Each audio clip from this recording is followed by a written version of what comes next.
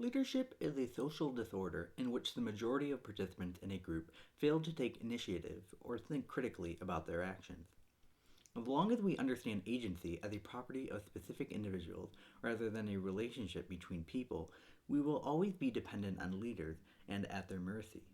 Truly exemplary leaders are as dangerous as the obviously corrupt, in that all their praiseworthy qualities only reinforce their status and others' deference, not to mention the legitimacy of leadership itself. When the police arrive at a protest, their first question is always, who's in charge? Not because leadership is essential to a collective action, but because it presents a vulnerability. The conquistadors asked the same question when they arrived in the so-called New World. Wherever there was an answer, it saved them centuries of trouble subduing the population themselves. So long as there is a leader, he can be deputized, replaced, or taken hostage. At best, depending on leaders, is an Achilles heel. At worst, it reproduces the authority's interests and power structure inside those who oppose them. It's better if everyone has her own agenda and a sense of her own agency.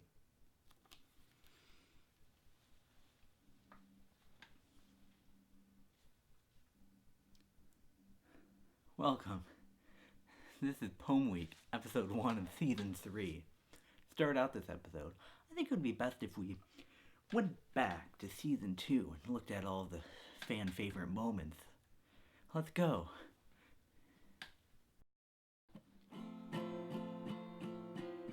Whoa, I love all these moments of the old Poem Week. Whoa, what a Poem Week.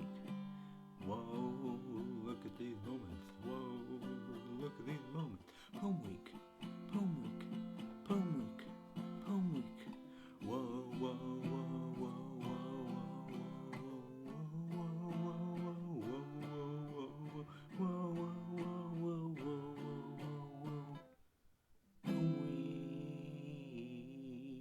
Week.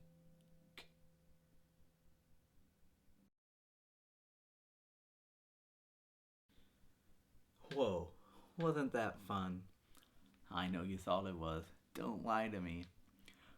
So, to do Poem Week Season 3, let's just start with the Poem Week.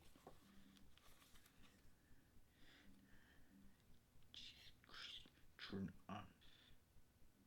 Whoa.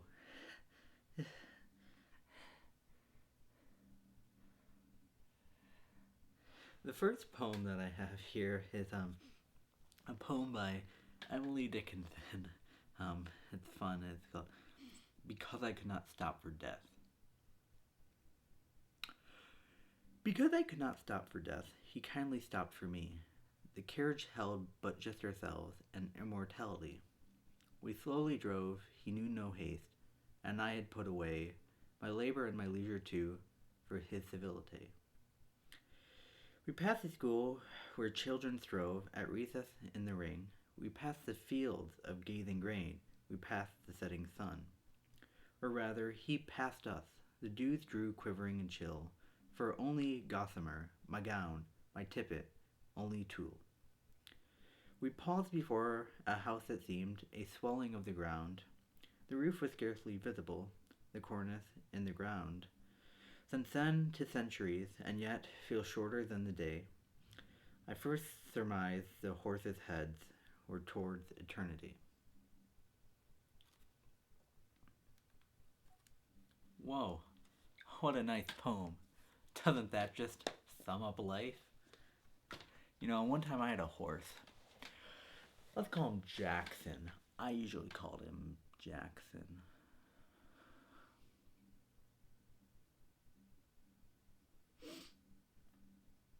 One time I was riding on Jackson and he's like, I'm a horse.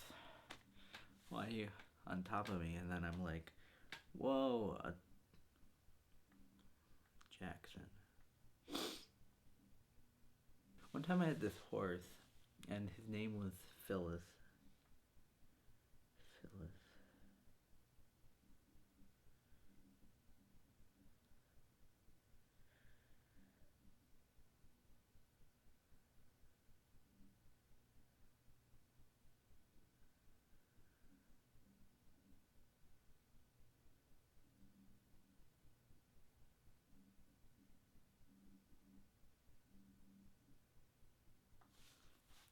What's your favorite color of water?